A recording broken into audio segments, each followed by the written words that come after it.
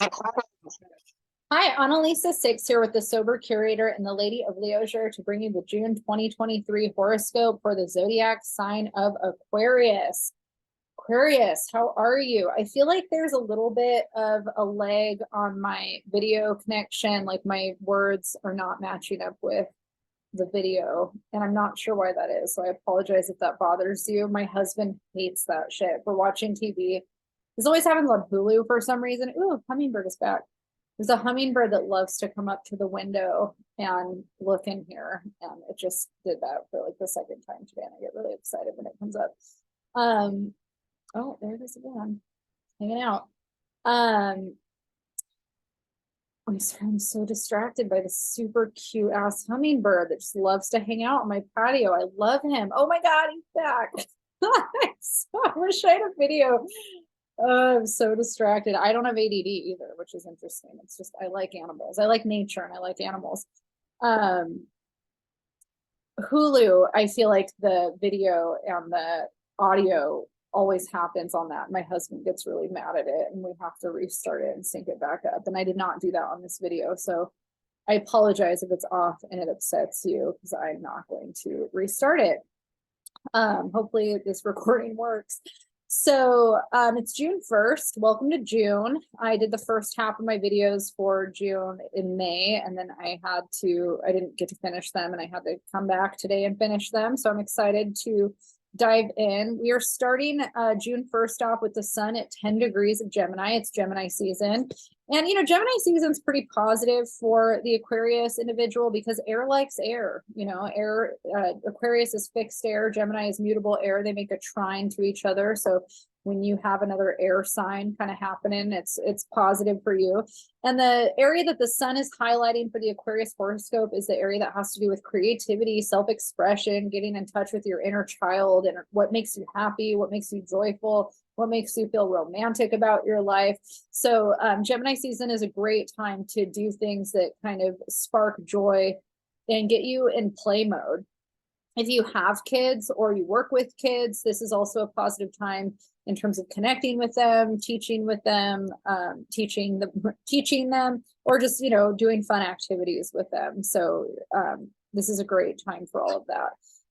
Mercury, we start out the month with Mercury at 16 degrees of Taurus, and Mercury has been in Taurus since April. And so the area of the chart that this has been hitting for the Aquarius individual is the area that has to do with home and family. So if you've been spending a lot of time at home or with your family, or your house has been of a big kind of center point in life, you can thank the fact that you have so much energy astrologically pulling you here. You've got Vesta, Uranus, Mercury, Jupiter, and the North Node all pulling you into the home. So if you've been feeling a little bit more introverted and kind of like you want to spend a lot more time at home, beautifying the home, Taurus is ruled by Venus. And so Venus, is that energy that has to do with beautifying things. And this is a good time for you to do that. So putting that energy back into your space in that way, or even just kind of creating more structure in the home, is positive for you. So that's been a big theme.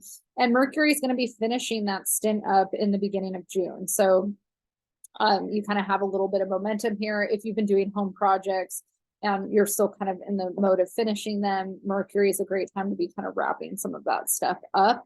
One of the things that happened last month that I'm just touching base on for the beginning of June, just as a reminder, is that last month Jupiter also entered Taurus and is going to be here for the next year. So you're going to have Jupiter blessing this area of your chart for the rest of the year. So this is the area of home and family. So Jupiter, wherever it is, brings abundance, expansion, and growth. And so if you've been thinking about moving, that's also something that's supported during a Jupiter transit here.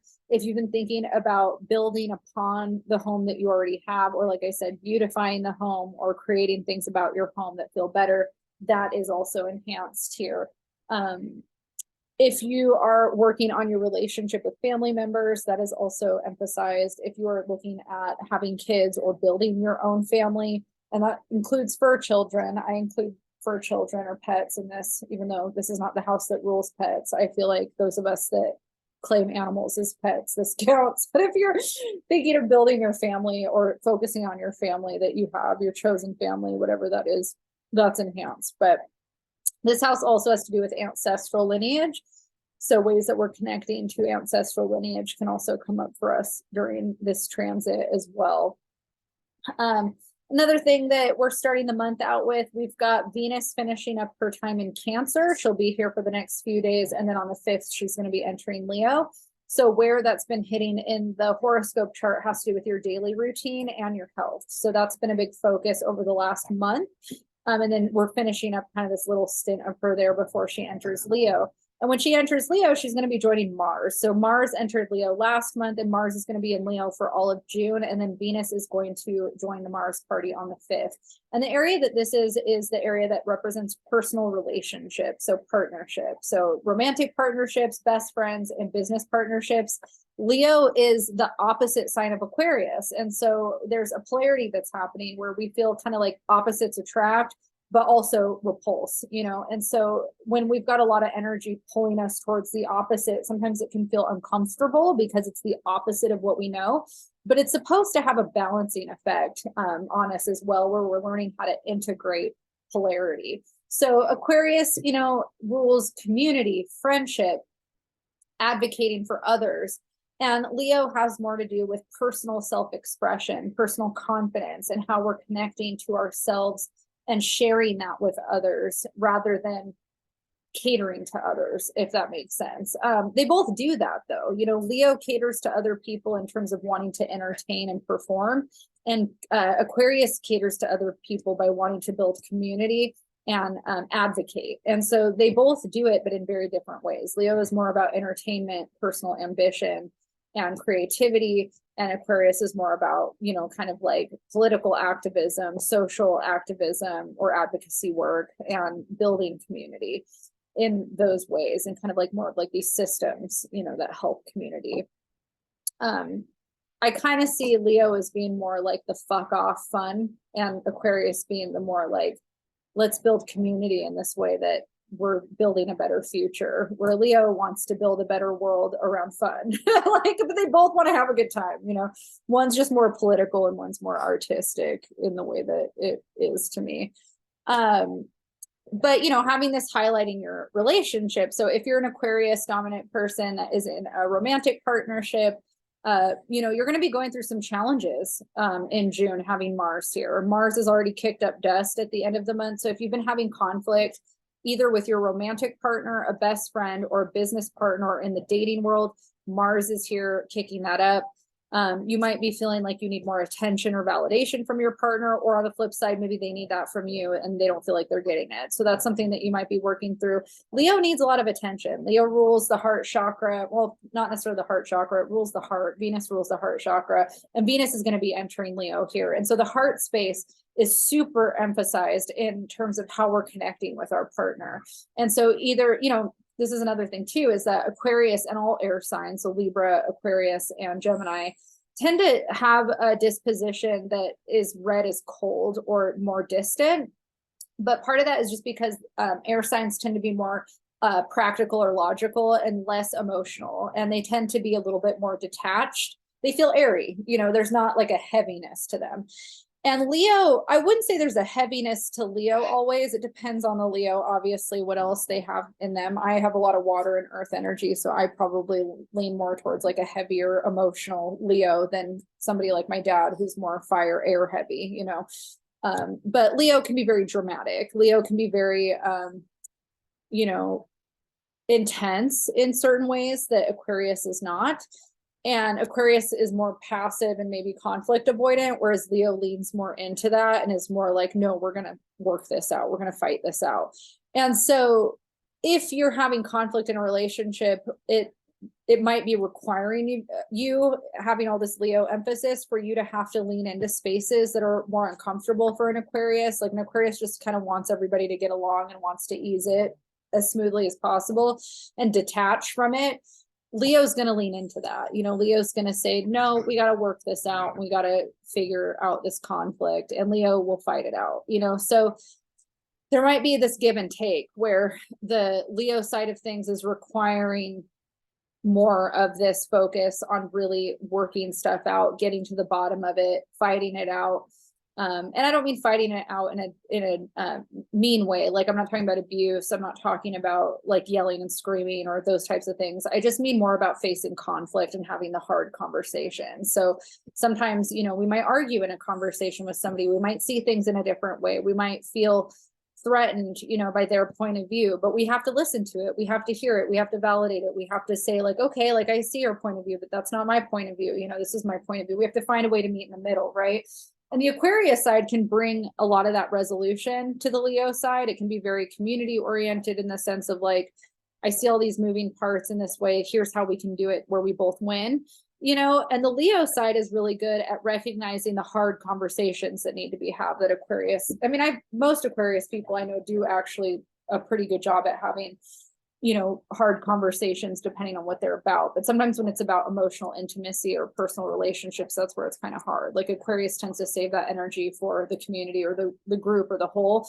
When it comes to like personal, intimate relationships, Aquarius kind of falls apart, where Leo has more success in that. So those are the things that you're kind of navigating in June. And then when Venus pops up in this mix on the 5th, and she's going to be here until October, she comes in and wants to bring resolution. She wants to bring connection to the partnership. She wants you to find a way to heal any conflict or challenges that have been happening. She wants you to really get what you need out of an emotional relationship. She wants you to be able to give what the other person needs as well. And, you know, like I said, Leo needs a lot of attention. And so if you're having a partner that feels like they're not getting the right attention from you or vice versa, you don't feel like you're getting the right attention from them, that might be something that you guys are working on or trying to, you know, figure out together, essentially.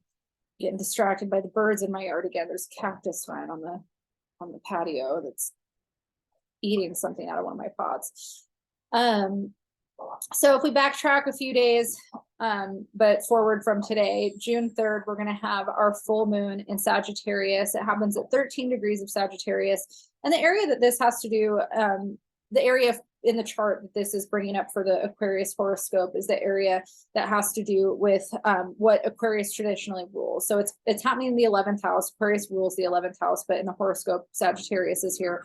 And basically, all the themes of Aquarius that I was talking about, where it's like community, you know, building community, friendship, the group, the whole, advocacy, activism, being involved in the community in some way, that's highlighted during this full moon that's happening on the 3rd. And so you might be in a position where you're reflecting during this full moon on what you consider your community, what you consider your friendship circles, your political stance or political associations you might be reflecting on.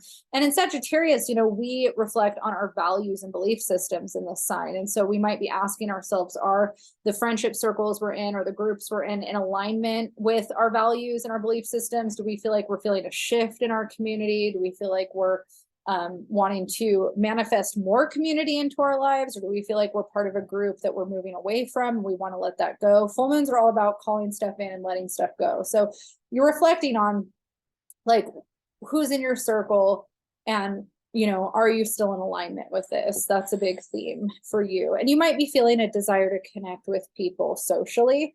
So that's also something that could come up for you during this full moon.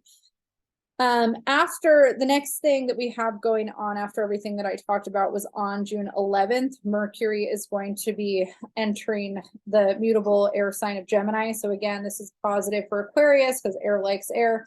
And the area of the chart that this is happening in for the horoscope is the area that has to do with creativity and self-expression. So this is a really powerful time for you to reflect on who you are and how you put yourself out there creatively.